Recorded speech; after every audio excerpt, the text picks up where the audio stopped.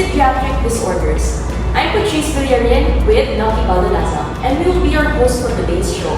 So how are we doing, Naughty? Actually quite nervous today, but I'm sure it's nothing compared to how our contestants must feel right now. Small disclaimer before we start though, the information provided in this show is strictly for educational and entertainment purposes only. No offense or harm is intended. Now that's out of the way, let's introduce our guests. So please welcome James C. and Stephen Austria. Welcome to the show. Allow me to explain the mechanics. We'll have 3 rounds today, with each round revolving around 2 pediatric conditions. A question will be flashed on screen and the player will quickly top the table. The first to top the table will be given a chance to answer. If your answer is wrong, your opponent will be given a chance to steal. Whoever gets the most points by the end of the round will be considered the winner. With that said, I hope you guys are ready, because this round will focus on cerebral palsy and global developmental disorders. So, your first question is, what is the most common cause of cerebral palsy? Is it A, viral infection, B, prematurity, C, folic acid deficiency, or D, genetic mutation? Okay, Steve. Is it prematurity? Yes. Correct.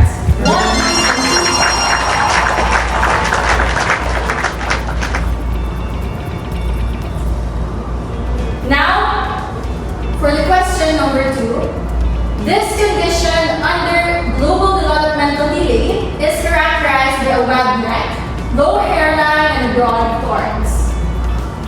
A. Fragile X syndrome. B. Klinefelter syndrome. Letter C. Turner syndrome, and lastly, XXY syndrome. Okay, James. The condition characterized by web neck cancer is C. Turner syndrome. Correct. 1 point for James. For the third question, what is the most common form of spastic cerebral palsy? Is it A, spastic diplegia, B, spastic monoplegia, or C, spastic hemiplegia? Steven? Spastic monoplegia. Happy answer! Okay, Steve. So the most common form of cerebral or spastic cerebral palsy is A. Spastic diplegia. Another point. Now for the fourth question, this is also known as a cerebral dysgenesis disorder with abnormal migration of neurons in the developing brain and nervous system. Letter A, Down syndrome. B, cerebral palsy. C, neuronal migration disorder. And D, cerebral dyskinesia. Steven. C. Neuronal migration disorder. Correct. Another point For the fifth question. So this is an effect due to deficits on the cerebellum and often occurs in combination with spasticity and anatosis. Is it A, hypotonia, B, paralysis, C, areflexia, or D, adaptation? The answer is B. Correct. Point for D.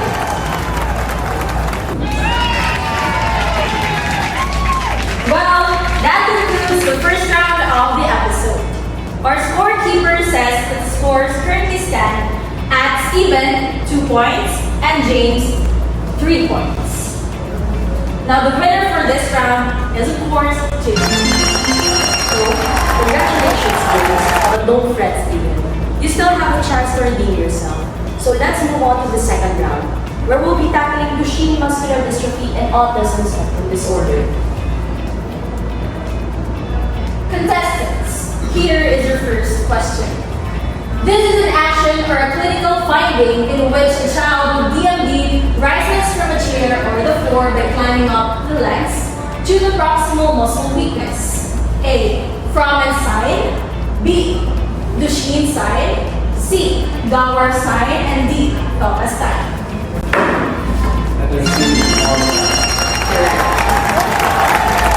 So for the question. This type of ASD is characterized by significant impairment in social interaction and presence of repetitive behavior. Is it A, typical autism, B, pervasive developmental disorder, C, Asperger's syndrome, or D, none of the above? Is it A, typical autism? Well, that's not The answer is C, Asperger's. correct. For the third question, Duchenne muscular dystrophy is more common in which gender population? Letter A, males more than females. Letter B, females more than males. Letter C, both males and females equal.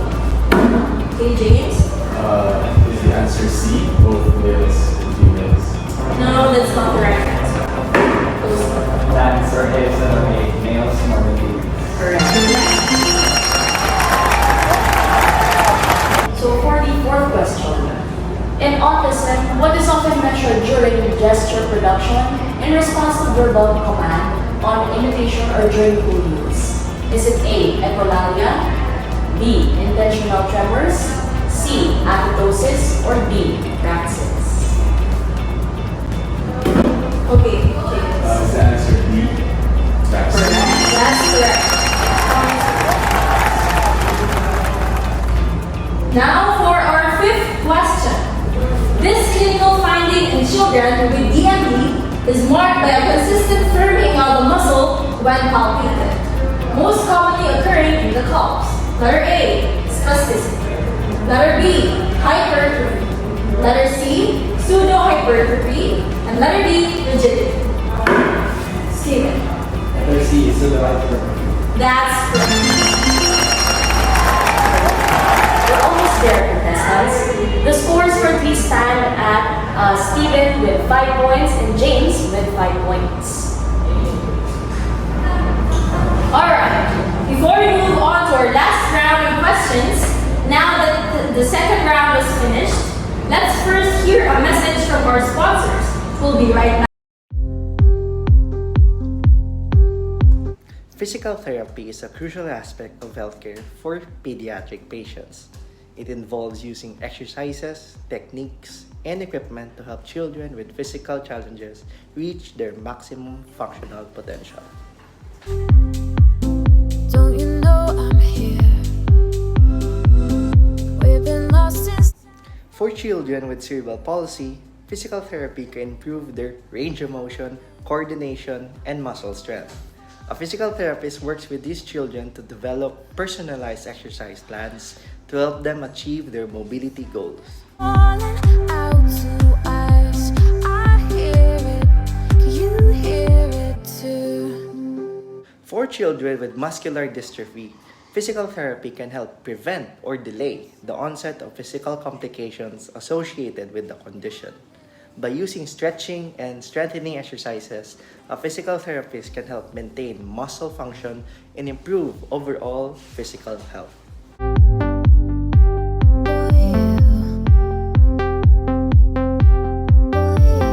For children with developmental delays, physical therapy can help them achieve important developmental milestones such as crawling, walking, and running. By using a range of techniques and activities, a physical therapist can help these children gain the strength and coordination needed to reach their full potential. By using play therapy and sensory integration, a physical therapist can help autistic children improve their gross motor skills, such as walking, running, and climbing. PT can also reduce sensory issues such that children with autism have sensory issues, such as sensitivity to touch or sound. Physical therapy can help desensitize them to certain stimuli through the use of sensory integration techniques, and physical therapy can aid patients with autism to be more physically active and participate in more physical activities with their peers. Physical therapy is not just about improving physical health, it also enhances emotional and social well-being. By helping children achieve their mobility goals, physical therapy can boost their confidence and self-esteem, allowing them to fully participate in activities with their peers. Physical therapists are highly trained healthcare professionals who specialize in helping people of all ages, but especially children, improve their physical function. They work closely with parents and caregivers to develop personalized treatment plans for each child, tailored to their specific needs and goals. Physical therapists will assess the child's current physical abilities, identify areas for improvement, and work with the child and their family to develop a plan that is both effective and manageable. Physical therapists may use a variety of equipment such as treadmills, balance boards, and resistance bands to help children improve their strength, coordination, and balance. Aquatic therapy, which involves exercises and activities in a pool, can be particularly beneficial for children with physical challenges. The buoyancy of the water helps support the child's weight, making it easier to move and exercise without putting excessive strain on their muscles and joints. Physical therapy can take place in a variety of settings, including clinics, schools, and even in the child's home. The physical therapist will work with the child and their family to determine the best location for their therapy sessions. Physical therapy is a team effort, and the physical therapist will work closely with parents and caregivers to ensure that the child is receiving the best possible care. They will provide guidance on exercises and activities to do at home, as well as offer support and advice to help parents and caregivers manage their child's condition. Welcome back to Physio Trivia. Before we proceed to our final round, I'll help bring everyone up to speed. First, we have Steven currently standing at 5 points and James with 5 points as well. It's finally time to find out who will go home a winner and who will live as runner-up.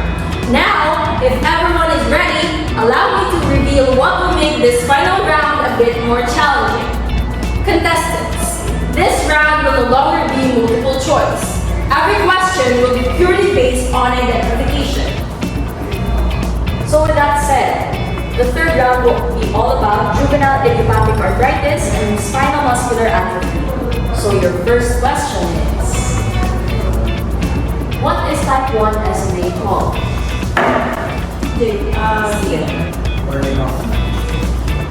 That's correct. Now for our second question.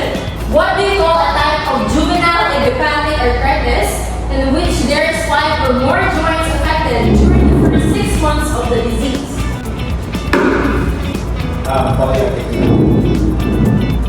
Correct. For the third question, so this gene plays a role in the function of all cells and mediates the assembly of the cytoproteins. This gene is also mutated in SMA. This gene is called SMN2. Correct. Now for our fourth question. This is the type of joint found in between bones that move against each other and is primarily affected by JIA. James. The answer tendinosis.